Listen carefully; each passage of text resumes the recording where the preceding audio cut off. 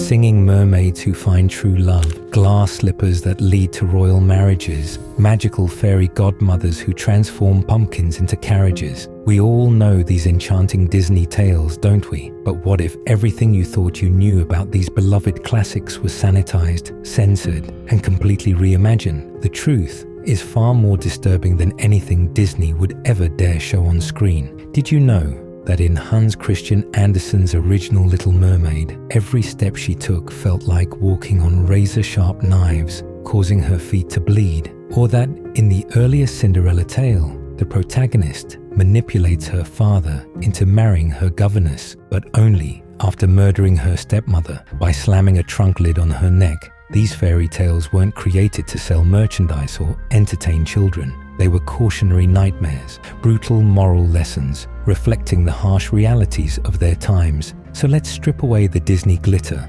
and venture into the blood-soaked origins of these timeless stories.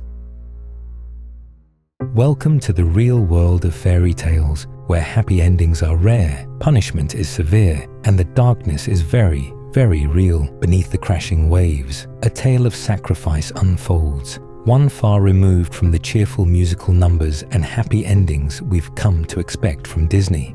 Christian Andersen's original Little Mermaid presents a haunting narrative of pain, longing, and spiritual redemption that Disney carefully sanitized for family audiences. In Andersen's tale, the nameless Little Mermaid isn't merely fascinated by humans, she's tormented by an existential crisis. While all the mermaids enjoy 3 centuries of life beneath the waves, they lack what humans possess, an immortal soul. When mermaids die, they simply dissolve into sea foam, their consciousness extinguished forever. This revelation transforms the Little Mermaid's infatuation with the prince into something far more profound, a desperate quest for spiritual immortality. The mermaid's grandmother tells her the devastating truth: when humans die, their souls ascend to heaven, while we become nothing but foam on the ocean's surface. This spiritual dimension gives the original story a depth and creates a sadness entirely absent from Disney's version,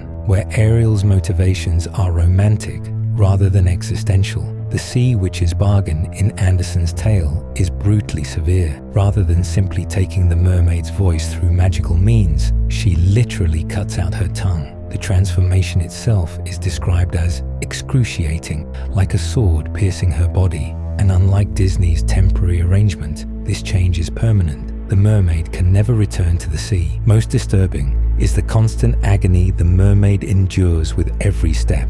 Each step feels like walking on sharp knives, Andersen writes, with her feet bleeding continuously. Yet she bears this torture willingly, dancing for the prince, despite her suffering. This physical torment serves as a powerful metaphor for the sacrifices we make for love, a theme Disney significantly softened. The prince never recognizes the mermaid as his rescuer. Instead, he falls in love with a princess from a neighboring kingdom, the young woman who found him on the beach after the mermaid saved him. On their wedding night, the mermaid faces her impending death. In a final twist, her sisters appear, with a magical dagger obtained by trading their beautiful hair to the sea witch. If she kills the prince and lets his blood drip on her feet, she can return to being a mermaid and live out her full 300 years. Standing over the sleeping couple, the mermaid cannot bring herself to harm the man she loves. Instead, she throws the knife into the sea and accepts her fate. Now, rather than the traditional happy ending, Andersen offers something more nuanced. As the mermaid throws herself into the sea at dawn, expecting to dissolve into foam, she instead feels herself rising toward the sun. She has become a daughter of the air, a spirit given the chance to earn an immortal soul through good deeds. This bittersweet conclusion reflects Andersen's deeply held Christian beliefs about sacrifice and redemption. The mermaid's selfless choice, choosing the prince's happiness over her own life, grants her a path to spiritual salvation that would have otherwise been impossible. Disney's transformation of this complex spiritual tale into a straightforward romance with a happy ending reflects Walt Disney's own philosophy. I would rather entertain and hope that people learn something than educate people and hope they were entertained. By removing the physical pain, spiritual yearning, and tragic sacrifice, Disney created something more palatable for modern audiences, but also something fundamentally different. From Andersen's profound meditation on the nature of love, sacrifice, and immortality. Before Disney's enchanted pumpkins and singing mice, Cinderella's tale began as something far more sinister. The earliest recorded version, from 1634, found in Giambattista Basile's Pentamerone, reveals a protagonist named Zola, whose journey to royalty is paved with blood and betrayal. In this Italian version, Zola isn't merely a victim of circumstance, she's an active participant in murder. After her mother's death, her father remarries, but the true villain isn't her stepmother, it's her own governess. This cunning woman, harboring a secret infatuation with Zola's father, plants a horrifying idea in the young girl's mind that she should eliminate her stepmother to make way for someone better. The manipulation works with chilling effectiveness. Young Zola, believing this would please her father, commits the unthinkable. She slams a heavy trunk lid on her stepmother's neck, killing her instantly. This marks Zola as both victim and perpetrator, something entirely absent from Disney's innocent heroine. After the mourning period, Zola convinces her father to marry the governess, thinking it'll improve her life. But the irony? It stings. After the wedding, the new stepmother reveals a shocking secret: 6 children of her own, hidden until now. And just like that, they become the center of her father's world, while Zola fades into nothing, forgotten by the man she committed murder to please. Cast aside, she earns the name La Gatta Cenerentola, the cat Cinderella, a creature scavenging for warmth among the ashes. This fall from princess to servant, it carries a darker message than Disney ever dared, that evil deeds, even when they're whispered into your ear, bring their own punishment. Salvation comes in an unexpected form. When a white dove appears during her father's 3rd wedding, this mystical creature offers Zola a connection to the fairies of Sardinia, promising that her wishes will be granted if she sends her request through them. When her father travels to Sardinia, Zola seizes the opportunity, asking him to deliver her message to these magical beings. Upon his return, he brings gifts from the fairies, including a date tree that Zola nurtures with devotion. The tree grows with supernatural speed, and from it emerges a fairy who offers to grant Zola's wishes. Her first request is simple, yet profound: to attend a royal festival without being recognized by her family. The fairy provides her with enchanted garments that completely disguise her identity. At the festival, Zola's beauty captivates the king himself, a significant departure from Disney's version, where Cinderella charms a prince. The royal connection elevates the stakes, suggesting that Zola's redemption will come not just through love, but through the highest possible social advancement, becoming queen,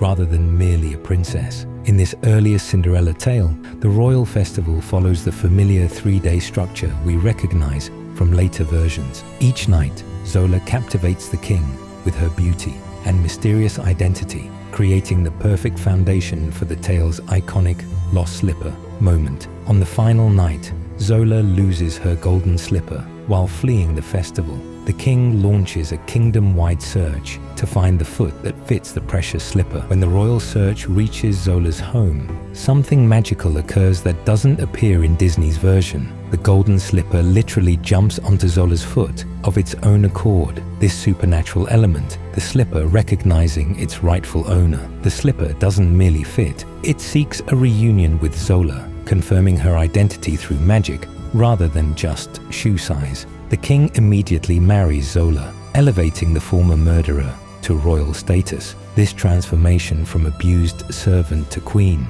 represents both justice and escape.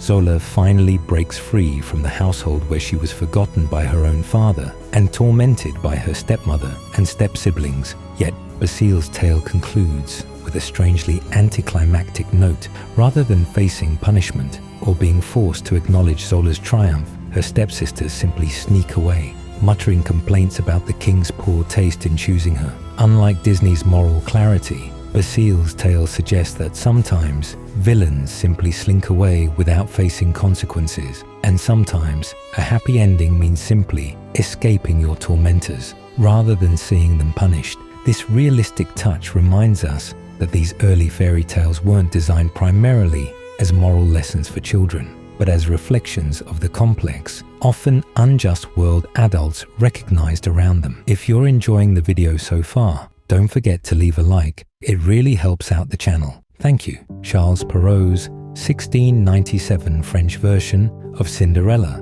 titled Cendrillon, or The Little Glass Slipper, marks a pivotal moment in fairy tale history. This version introduced elements that would become iconic in our cultural understanding of the story: the fairy godmother, the pumpkin carriage, and most famously, the glass slippers. While the core narrative of a mistreated young woman who rises to royalty existed for centuries across cultures, Perrault's additions transformed the tale into the version most recognizable today. The story opens with a widower who remarries a proud woman with two equally disagreeable daughters. These three force Cinderella to perform all the household chores and relegate her to sleeping near the fireplace, where she becomes covered in cinders, earning her the mocking nickname that would, ironically, become immortalized. Though her father still lives in this version, he remains powerless against his new wife's influence, leaving Cinderella without an advocate. When the prince announces a royal ball to find a bride, Perrault introduces one of his most significant contributions to the tale, the fairy godmother. Unlike Disney's whimsical, sparkly interpretation, Perrault's godmother appears more matter-of-factly to the weeping Cinderella after her stepfamily departs for the ball. The magical transformation sequence follows what most modern audiences would recognize. A pumpkin becomes a golden carriage, mice transform into horses, a rat into a coachman, and lizards into footmen. Her rags are replaced with a beautiful jeweled gown and the famous glass slippers. The godmother's warning about the midnight deadline creates the story's central tension. An interesting detail, often overlooked in modern retellings, is that Perrault's Cinderella attends the ball twice. On the first night, she remembers to leave before midnight. It's only on the second evening that she becomes so enchanted by the prince, she loses track of time, fleeing at the final stroke of midnight and losing one of her glass slippers on the palace steps. The prince's search for the mysterious woman, using the glass slipper, follows the familiar pattern. When the royal herald arrives at Cinderella's home, her stepsisters try desperately to force their feet into the delicate slipper. Cinderella, watching their failed attempts, asks if she might try, prompting her stepsisters to mock her. Naturally, the slipper fits perfectly, and Cinderella produces the matching slipper as further proof of her identity. Perrault's version ends with a surprisingly generous conclusion. Cinderella forgives them completely. She even arranges advantageous marriages for them with wealthy noblemen from the court. This merciful ending reflects Perrault's interest in promoting graciousness as a virtue even more valuable than beauty. This version of Cinderella has proven remarkably durable, inspiring countless adaptations across all media, from Disney's 1950 animated classic, which drew heavily from Perrault, to ballet, opera, and modern film reinterpretations. Perrault's additions to this ancient tale have become so embedded in our cultural consciousness, they seem inseparable from the story itself. The Brothers Grimm's 1812 version of Cinderella, titled Aschenputtel, is a tale of brutality and vengeance. This German iteration begins with a deathbed promise, a mother asking her daughter to remain sweet and good, assuring the child that she will watch over her from heaven. This spiritual dimension immediately sets a more somber tone than Disney's light-hearted opening. When the father remarries, the new stepmother and her daughters subject Cinderella to cruelty far beyond mere household chores. They systematically strip away her identity, taking her beautiful clothes, her jewelry, even the furniture from her room, leaving her with nothing but a place among the cinders. This deliberate dehumanization serves as a stark commentary on class division and familial betrayal in 19th century Germany. The twig that Cinderella requests from her father represents a profound connection to a deceased mother, a detail Disney never spoke of. This living memorial, watered by her tears and growing at her mother's grave, creates a supernatural link between the living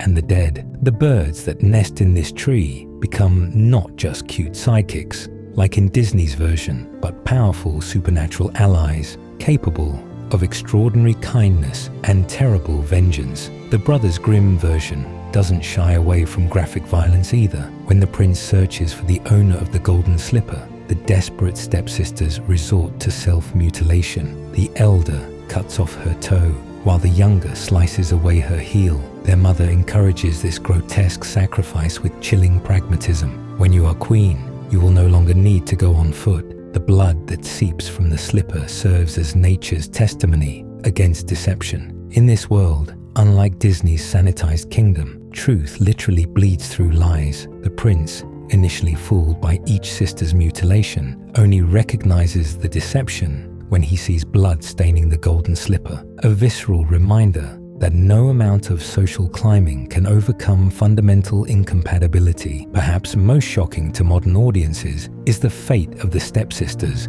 Rather than receiving Cinderella's forgiveness, as in Perrault's version, or simply disappearing from the story, like in Disney's adaptation, they face horrific punishment. When they attend Cinderella's wedding, hoping to benefit from her newfound status, her bird companions swoop down and peck out their eyes, condemning them to blindness for the rest of their days because of their wickedness and falsehood. This brutal conclusion reflects the Grimm's belief in proportional justice. The sisters who refuse to truly see Cinderella's worth are themselves rendered unable to see. Their punishment is both poetic and permanent, a far cry from Disney's preference for redemption arcs and second chances. Walt Disney deliberately chose these dark tales as raw material precisely because of their enduring narrative power, but he reimagined them for post-Depression America. Disney recognized that audiences emerging from economic hardship craved stories of hope rather than tales of punishment. By removing the blood,